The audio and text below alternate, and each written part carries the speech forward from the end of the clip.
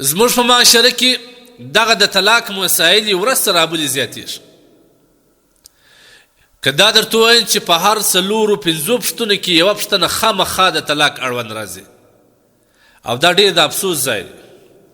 بدبختانه به ووایم چې زموږ د ډېرو انسانانو، زموږ د معاشرې د ډېرو انسانانو، که سپین ږیري که تور ږیري، که ځوانان وي که هلکان وي، د دوی په خولو کې دغه د طلاق لفظ بیخي عام شوی دی او پر څه یې بولي نه. دا لویه بدبختي ده. که د ورونو سره جنجال راسي یا مشکلات راسي، دی د طلاق لفظ بیخي په خولو کې داسې غورځي.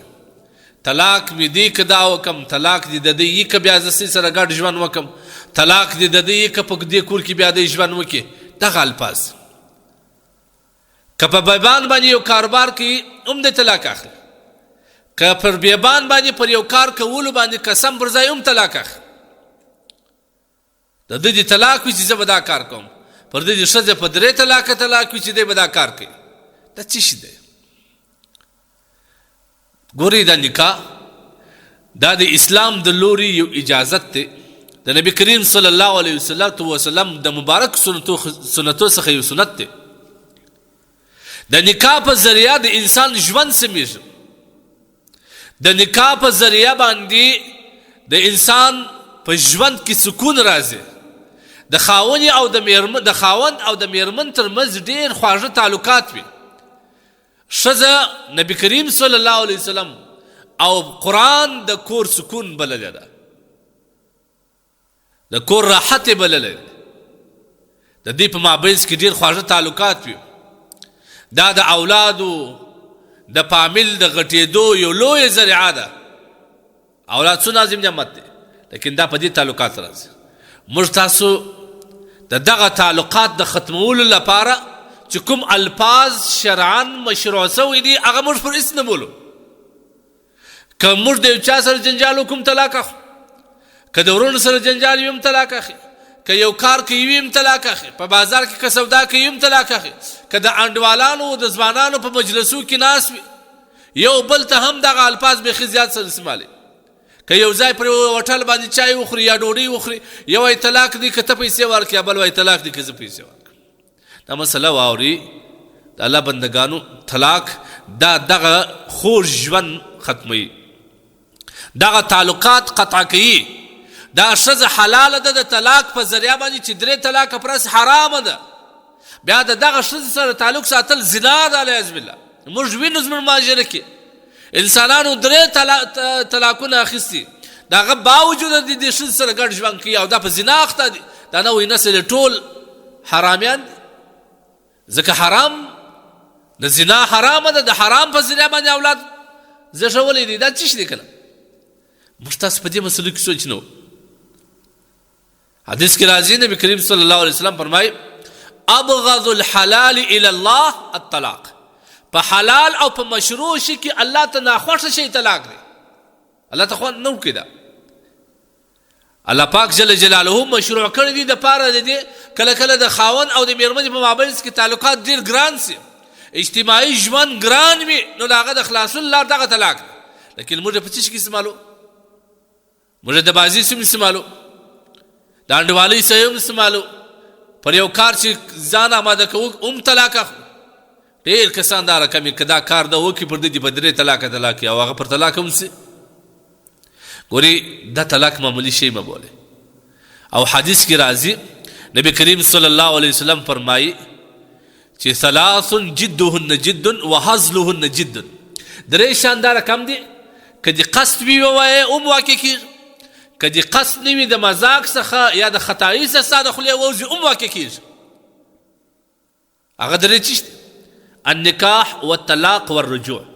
نکاح، طلاق او رجوع، دا 3 شان.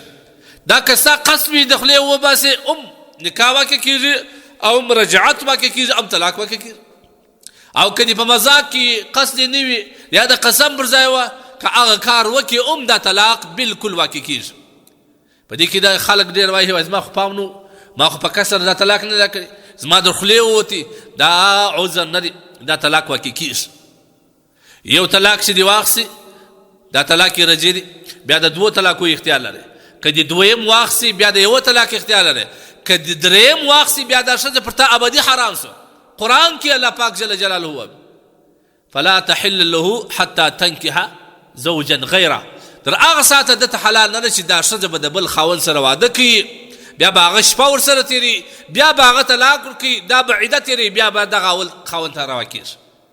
ولې موږ د اسلام حکم دغه خوږ ژوند دا ښایسته تعلقات دا پر موږ په خپل ځان باندې حرامو او په خپل ځان باندې یې پرې کوو، پر خپل ځان باندې دا تعلقات درو په خپل لاس. ډېر وخت بیا دا رقمې ښځه د خپل خاوند سره چې معمولي مشکلات راسي ما ته طلاق راکړه، د طلاق غوښتنې کوي، دغه مسلې بیا بیخي ډېر. اوس ښځینه چې کله په کور کې لږ ژوند ګران یا مسکنت وي یا یو بل شی وي یا مفلسي وي، بس دا د خاوند څخه طلاق غواړي، دا ډېره سخته ګناه ده. واوره نبی کریم صلی الله علیه وسلم فرمایي ایما امرأه، هر هغه ښځه سألت زوجها طلاق چې د خپل خاوند څخه طلاق غواړي من غیر بعث، هېڅ شی هم نه وي په مابینځ کې، نبی علیه الصلاة والسلام فرمایي فحرام علیها رایحة الجنه.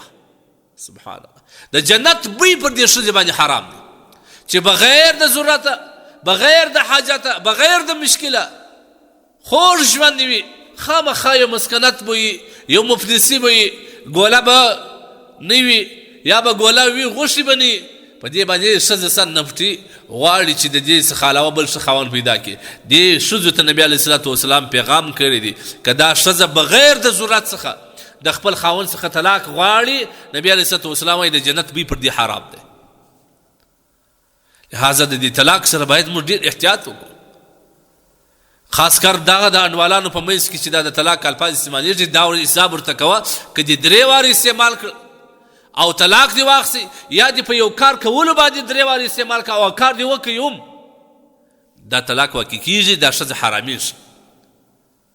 لیکن موږ هغې چې طلاق هم سي حرام هم سي موږ دا نه طلاقېږي، دا دی عیب بولي، العیاذ بالله دا عیب بولي. حرامه ښځه ناولده ښځه سوه دا ځان لرې په زور کښېنولې ده، حرام باندې اخته دی، په زنا باندې اخته دی، لیکن دا عیب نه بولي دا زنا و حرام، دا دی عیب بولي چې زما ښځه خلک زما په تربور، زما امسایه، زما کلیوال، زما علاقې والا په ما خبر چې پلانکې ښځې ته طلاق ورکړی، دغه دی عیب بولي.